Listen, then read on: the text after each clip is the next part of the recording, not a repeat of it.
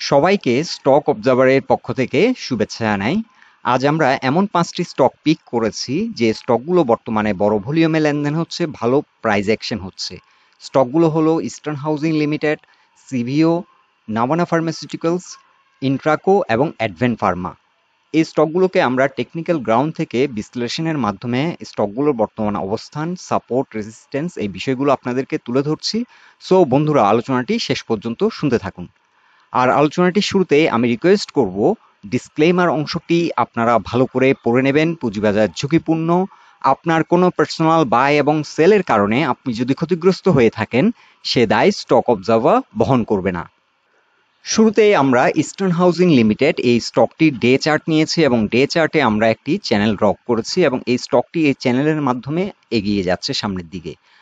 আর আমরা দেখতে পাচ্ছি বর্তমানে এখানে এই যে আমরা ট্রেন লাইনটি ড্র করেছি, এই বরাবর এসে সাপোর্ট নিয়েছে এবং এখান থেকে রিজেক্টেড হয়েছে, অর্থাৎ এই পজিশনে 103 টাকা এই জোনটাতে এসে এই স্টকটি সাপোর্ট নিচ্ছে। এবং এখানে আমরা আরও একটি লিডিং ইন্ডিকেটর ইউজ করেছি, পিভট। এখানে আমরা দেখছি S2-তে এসে সাপোর্ট নেওয়ার চেষ্টা করছে, যদিও কিছুটা নিচে অবস্থান করছে, কিন্তু এখানে গত দুদিন আগে চেষ্টা করেছিল সাপোর্ট নেওয়ার, আবার একটা রিট্রেস করেছে, কিন্তু ট্রেন লাইন বরাবর এসে কিন্তু রিজেক্টেড হচ্ছে, অর্থাৎ এই স্টকটি এখানে সাপোর্ট পাচ্ছে। এখন এই স্টকটি আপনারা চাইলে এন্ট্রি নিতে পারেন, তবে এন্ট্রি নেবেন এবং কি এন্ট্রি নেবেন না এটা আপনাদের নিজস্ব ব্যাপার। আমরা এখানে কোনো ফিনান্সিয়াল অ্যাডভাইস দিচ্ছি না, আমরা জাস্ট টেকনিক্যালি স্টকটা কোন পজিশনে আছে এবং এন্ট্রি নেওয়ার জন্য সুইটেবল জোনগুলো আইডেন্টিফাই করছি। আর এই স্টকটি কোনো কারণে যদি ব্রেকডাউন করে 103 টাকার নিচে চলে যায়, তাহলে স্টপ লস দিয়েও দেওয়া যেতে পারে, কারণ এই চ্যানেলের বাইরে চলে গেলে স্টকটি কিন্তু আগের মতো আর প্রাইস অ্যাকশন নাও করতে পারে। সো এই স্টকটির ক্ষেত্রে ভেরি ইম্পর্টেন্ট থিংস হচ্ছে এখন 103 টাকার উপরে এটি দাঁড়ানো এবং এই চ্যানেলটিকে রেসপেক্ট করে যদি চলে, তাহলে এখান থেকে আমরা এক্সপেক্ট করতে পারছি পরবর্তী যে মুভমেন্টটা সেটা আবার এসে এই ট্রেন লাইন বরাবর এসে রেজিস্ট্যান্স ফেস করবে এবং সেক্ষেত্রে আমরা 130 থেকে 40 টাকা পর্যন্ত প্রাইস অ্যাকশন এক্সপেক্ট করতে পারি। সো এই স্টকটির ক্ষেত্রে যদি মানি ফ্লো দেখি, আমরা দেখতে পাচ্ছি খুবই ভালো মানি ফ্লো নিয়ে এই ট্রেন্ডটি ক্রিয়েট হয়েছে এবং এই ট্রেন্ডটি কিন্তু পাওয়ারফুল একটা ট্রেন্ড এবং আশা করছি যে এখানে যদি সাপোর্ট সত্যিকার অর্থে পাই, তাহলে কিন্তু এই স্টকটির পরবর্তী মুভমেন্ট হতে পারে 130 থেকে 140। আর এক্ষেত্রে কিছু রেজিস্ট্যান্স অবশ্যই আমাদেরকে দেখতে হবে। এই স্টকটি রিসেন্টলি ডে চার্টে 20 এবং 50 এক্সপোনেনশিয়াল মুভিং অ্যাভারেজের নিচে নেমে যায়, এটা একটা নেগেটিভ ব্যাপার। আর যদি এটি কিন্তু বেয়ারিশ ক্রস ওভার করে ফেলে, তাহলে কিন্তু এই স্টকটি আবার স্লো হয়ে যেতে পারে, এই ব্যাপারটিও আপনারা মাথায় রাখবেন।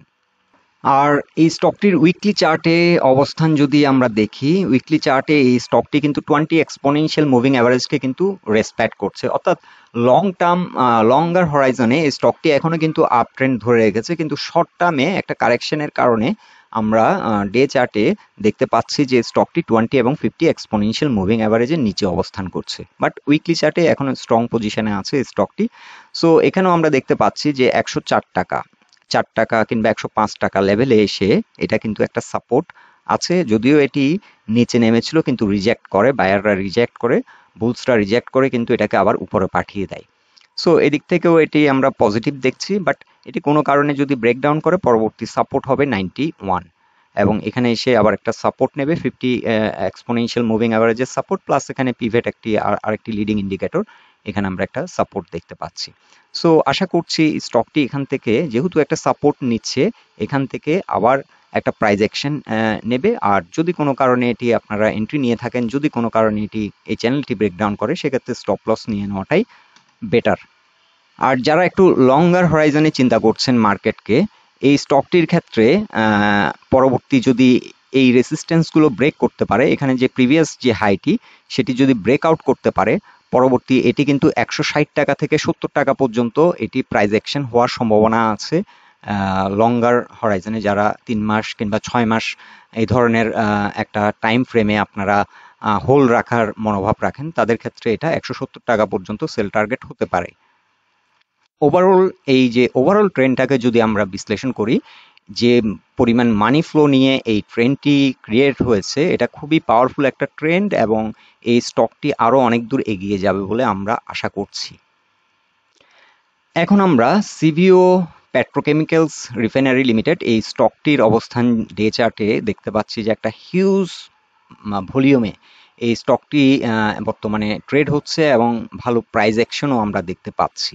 এবং এই স্টকটি কিন্তু ডে চার্টে দেখতে পাচ্ছি যে আমরা মোটামুটি একটা আপ ট্রেন্ড ক্রিয়েট করেছে। এখন আমরা যদি একটু লঙ্গার হরাইজনে আমরা উইক চার্টে দেখি, উইক চার্টও কিন্তু এই স্টকটি আপ ট্রেন্ডে আছে। এটা পিভেটের উপরে অবস্থান করছে, +20, 50 এবং 200 এক্সপোনেনশিয়াল মুভিং অ্যাভারেজের উপর অবস্থান করছে। এবং উইকলি চার্টে আমরা দেখতে পাচ্ছি যে যে ভলিউম নিয়ে এটি ভালো একটা স্ট্রং একটা মোমেন্টামের মধ্যে আছে।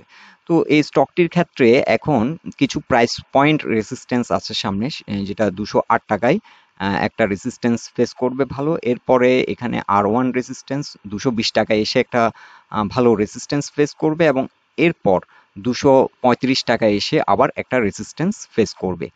সো ওভারঅল এই স্টকটি যে বর্তমানে যে ভলিউম নিয়ে সামনের দিকে আগাচ্ছে এবং যে মোমেন্টাম আমরা লক্ষ্য করছি, এই স্টকটি কিন্তু আমরা আশা করছি ইন দ্য লং রান তার যে প্রিভিয়াস যে প্রাইস অ্যাকশন করেছিল প্রায় 260 থেকে 70, এই হাইটিকে ব্রেকআউট করতে সক্ষম হবে। তবে হয়তো একটু টাইম নিবে, কিন্তু এখন বর্তমানে যে ভলিউম আমরা দেখতে পাচ্ছি, এই ভলিউমের ধারাবাহিকতা যদি ঠিক থাকে তাহলে কিন্তু এই আগের যে হাইগুলো এগুলো ব্রেকআউট করে কিন্তু নিউ হাই করারও সম্ভাবনা আছে। সো এই স্টকটি আপনারা চাইলে ওয়াচ লিস্টে রাখতে পারেন এবং এটি হয়তো একটা ভালো আরও গেইন দিতে পারে বলে আমরা হয়তো আশা করছি।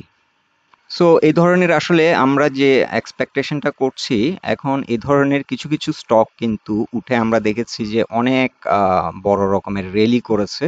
সো এই স্টকটিও আমরা যদি মান্থলি চার্টে দেখি, এটার এখন কিন্তু একটা প্রিভিয়াস হিস্ট্রি আছে। আমরা কিন্তু এখানে যে হাইটি দেখিয়েছি এটা হচ্ছে রিসেন্ট প্রিভিয়াস হাই, কিন্তু এটার আগের যে হিস্ট্রি আমরা যদি পুরোপুরি দেখি, এটা কিন্তু 700 টাকা পর্যন্ত, 740-50 টাকা পর্যন্ত একটা হাই এখানে রেকর্ড হয়ে আছে, যেটা 2013-14 সালে একটা এ ধরনের র্যালি করেছিল।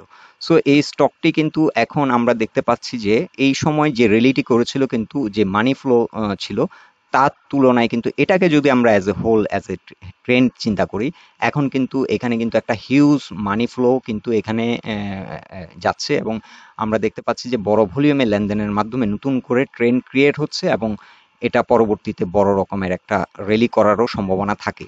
সো এই স্টকটি আপাতত আমরা ওয়াচ লিস্টে রাখতে পারি এবং যাদের আছে আপনারা চাইলে হোল্ড করতে পারেন, যেহেতু এটা এখন স্ট্রং মোমেন্টামের মধ্যে আছে এবং সামনে কিছু রেজিস্ট্যান্স হয়তো ফেস করবে।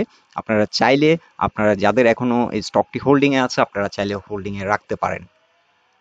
আর ফিবোনাচি চার্টে যদি আমরা প্রিভিয়াস যে হাই, যেটা ওভারঅল যে হাই ইয়েটি করেছিল 2013-14-তে, ওই হাই এর সাথে যদি আমরা দেখি এই যে রিকভারি যে যদি 38% করে, সেক্ষেত্রে কিন্তু 330 টাকা পর্যন্ত হাই ক্রিয়েট করার একটা পসিবিলিটি এই স্টকটিতে আছে। তবে এই ক্ষেত্রে যেহেতু এটা আমরা মান্থলি চার্টে দেখছি, সেক্ষেত্রে কয়েক মাস সময়ও লেগে যেতে পারে। এটা একটু যারা দীর্ঘদিন হোল্ড করার মানসিকতা রাখছেন তাদের জন্যই আমরা বলছি, কিন্তু যারা ডে টু ডে ট্রেড করেন তাদের জন্য আপাতত 240 টাকা টার্গেট হতে পারে। এখন আমরা নাভানা ফার্মাসিউটিক্যালস এই স্টকটির ডে চার্ট নিয়েছি এবং ডে চার্টে আমরা এই স্টকটিরও একটি চ্যানেল করে নিয়েছি এবং এই স্টকটি এই চ্যানেলের মধ্য দিয়ে আগাচ্ছে এবং এই যে ট্রেন লাইনটি আমরা ড্র করেছি এই বরাবর কিন্তু রেজিস্ট্যান্স ফেস করছে এবং লিডিং ইন্ডিকেটরে এখানে 8.3 আমরা আরও একটি রেজিস্ট্যান্স লক্ষ্য করছি 99 কিংবা 100 লেভেলে এসে এই স্টকটি রেজিস্ট্যান্স ফেস করছে। তবে ওভারঅল ডে চার্টে আমরা দেখতে পাচ্ছি একটা স্ট্রং প্রাইস অ্যাকশন হচ্ছে হিউজ ভলিউম নিয়ে। সো এই স্টকটি কিন্তু খুব পাওয়ারফুল একটা মোমেন্টামের মধ্যে আছে এবং আমরা আশা করছি এই চ্যানেল ধরে এই স্টকটি হয়তো কিছুটা এখন রিট্রেস করলেও করতে পারে।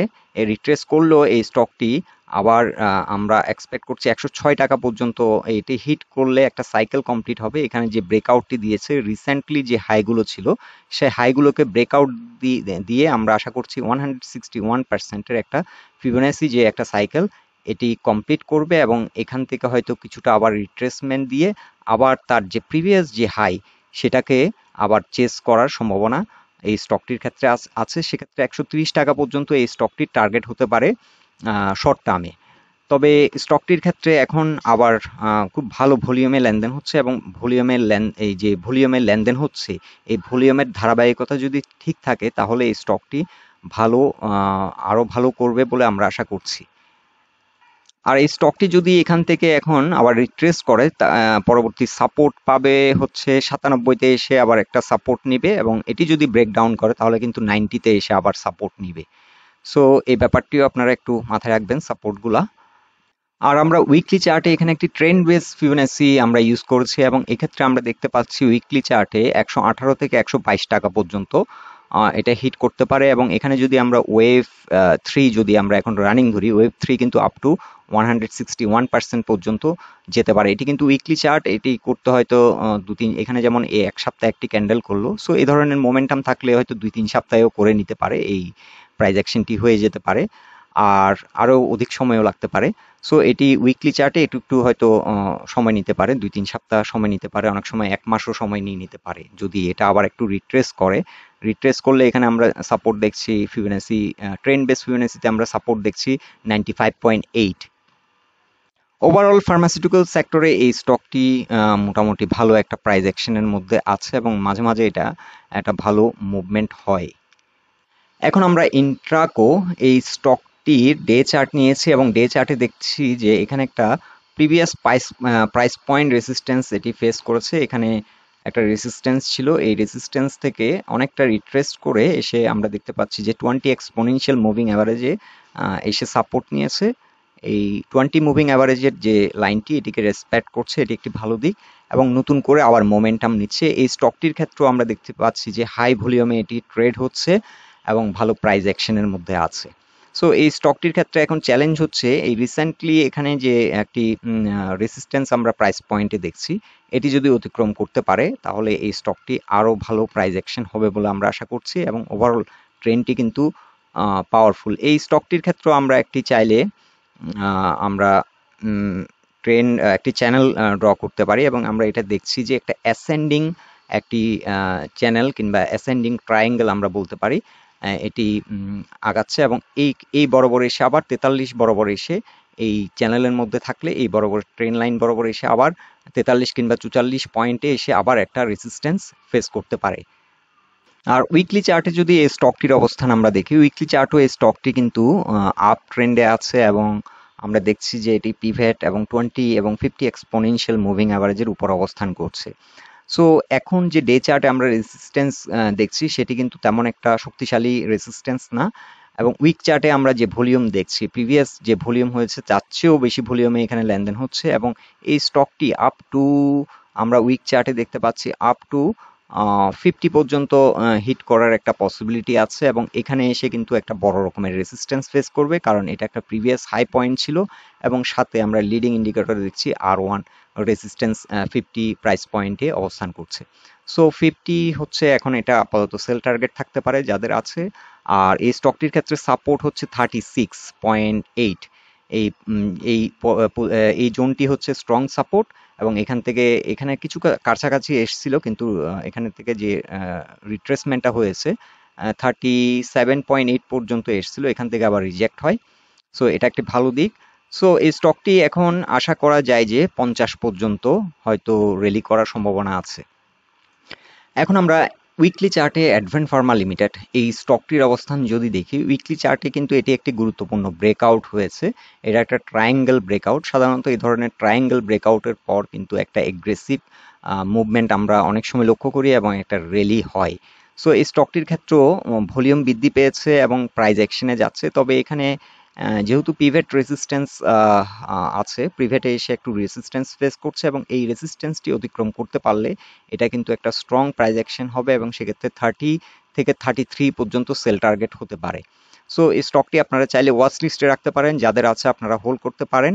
এখান থেকে অনেক সময় একটা রিটেস্ট দেওয়ারও অনেক সময় ব্যাপার থাকে। ডে চার্টে যদি আমরা দেখি, এটি যেহেতু ব্রেকআউট হয়েছে, এখন আবার এখানে একটা রিটেস্ট অনেক সময় করতে পারে। সো যাদের নেই তারা যদি রিটেস্ট দেয়, আপনারা চাইলে একটু একটু করে কালেক্ট করতে পারেন। রিটেস্ট দেওয়ার পর কিন্তু এটা একটা স্ট্রং প্রাইস অ্যাকশন হতে পারে। আর ফার্মাসিউটিক্যাল সেক্টরের মোটামুটি নাভানা ফার্মা এবং অ্যাডভেন্ট ফার্মা মাঝে মাঝে ভালো প্রাইস অ্যাকশন হয়, কিন্তু ওই সেক্টরের অনেক ভালো ভালো স্টকগুলো এখনো ইনঅ্যাক্টিভ আছে। সো বন্ধুরা, এই 5টি স্টক নিয়ে আমাদের এটাই ছিল অবজারভেশন। আলোচনাটি যদি আপনাদের ভালো লেগে থাকে অবশ্যই এই পোস্টটিকে লাইক দিন, বন্ধু বান্ধবের সাথে শেয়ার করুন, আর আমাদের সাথে থাকার জন্য আপনাদের অসংখ্য ধন্যবাদ।